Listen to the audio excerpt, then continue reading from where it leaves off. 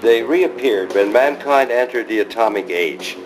2 years after the Hiroshima bombing, on June 24, 1947, Kenneth Arnold, a private pilot, reported his sighting of 9 glittering objects flying in formation round Mount Rainier in Washington state.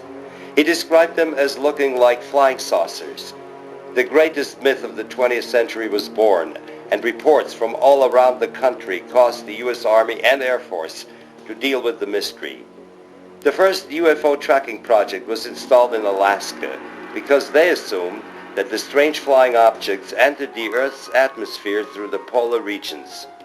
The U.S. Army Air Force Intelligence ordered a special team of highly qualified technicians to install the most sophisticated equipment aboard their B-29s reconnaissance planes to retrieve the best possible data on the UFOs. They used magnetic field detectors, radio frequency emission scanners, and 16mm film cameras, or so-called gun cams, installed instead of the guns. Also, the pilots were equipped with 8, 16, and 35mm hand cameras, also press cameras, including 8x10 Fairchilds, the most precise camera of that time, using 8x10-inch wide negatives. The project was placed under the command of Lieutenant Colonel Wendell C. Stevens of the Foreign Technology Command of the Air Materiel Command, posted to Alaska for this mission. And my job was to supervise the team that installed this equipment, and it was also to brief the crews before they departed on their mission and tell them what kind of equipment they had aboard and how to use it and what to look for. And then each time they came back, they were debriefed by their operations people, and then they were turned over to me to debrief on the special applications, the classified section of the mission which I was supervising, and that pertained to the possible encounter of anything unusual over the Arctic. And sometimes they came back with interesting reports. I heard in the debriefings, I heard statements, and I copied them and sent them forward to Washington, describing objects that approached the bombers head-on, stopped in midair, and picked up, reversed to the same speed the bomber was flying. And it would remain in a formation position on the bomber for minutes and then fly away.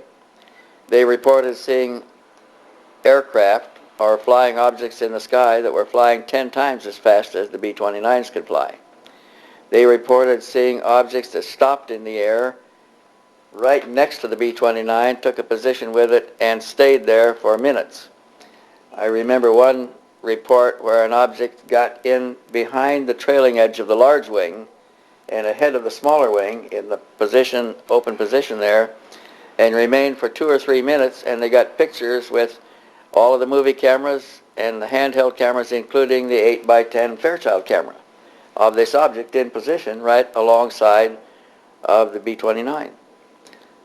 All of the data that was recorded by this special equipment, the cartridges, cassettes, rolls of film, and everything, after a mission with an encounter, was removed from the canisters and the equipment items and packed in a metal box and chained to an officer's wrist and flown to Washington that night. And this happened on a frequency of about 3 or 4 times a month for the whole year and a half that I was doing this in Alaska. How did the pilots describe these objects? Well, we had pilots describe the objects as being disc-shaped in form, completely different from any known aeronautical configuration. And they saw them in the air. They also saw them above them and below them. They saw them sitting on the ice pack in the snow. And this was remarkable because we required a great deal of support equipment to launch the B-29s. Heaters, gasoline trucks, many things. And here are objects sitting on the ice pack that don't have any support equipment at all visible. Nothing. They arrived and landed and apparently can take off. We saw them take off.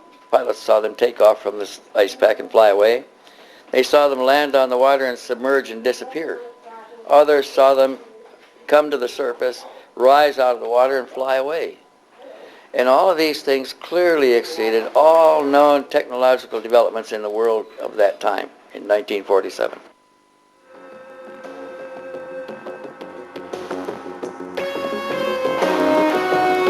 These reports gave the Air Materiel Command forerunner of the Air Technical Intelligence Center of the U.S. Air Force a precise impression of the UFO phenomena quite early. On September 23, 1947, the former Air Force Chief of Staff and the AMC Commander General Nathan F. Twining wrote this report to the Commanding General of the U.S. Air Force in Washington, D.C., classified top secret. The phenomenon is something real and not visionary or fictitious. There are objects approximating the shape of a disk of such appreciable size as to appear to be as large as man-made craft. As filmed in May 1964 by Dr. Daniel Fry, a rocket engineer from Maryland, Oregon, the reported operating characteristics such as extreme rates of climb, maneuverability and action lend belief to the possibility that some of the objects are controlled either manually, automatically, or here, an Australian TV team on December 31st, 1978. Clearly, we see a luminous dome, a rim around the center, and big portholes. It maneuvered in such an incredible speed that it left this track on just a single picture of the film. No terrestrial aircraft is able to fly in such a pattern, obviously defying the laws of gravity.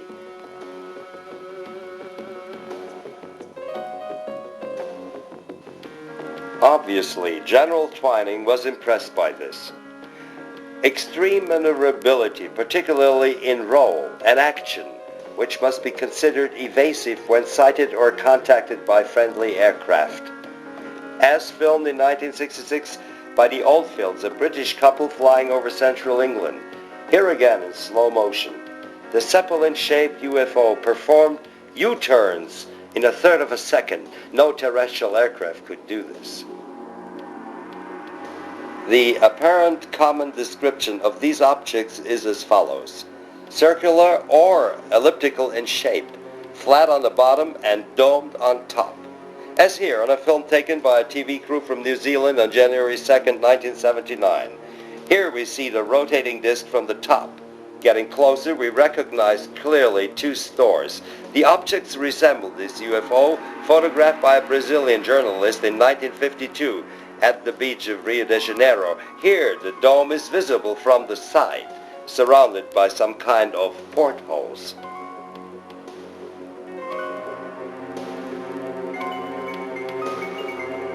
This sensational series of pictures of a dome-shaped UFO was taken by the mechanic Paul Villa on June 16, 1963, near Albuquerque, New Mexico. Here, the metallic reflecting dome is surrounded by a whitish force field. Villa, who claimed to be in contact with extraterrestrials, shot a second series of pictures on April 18, 1965.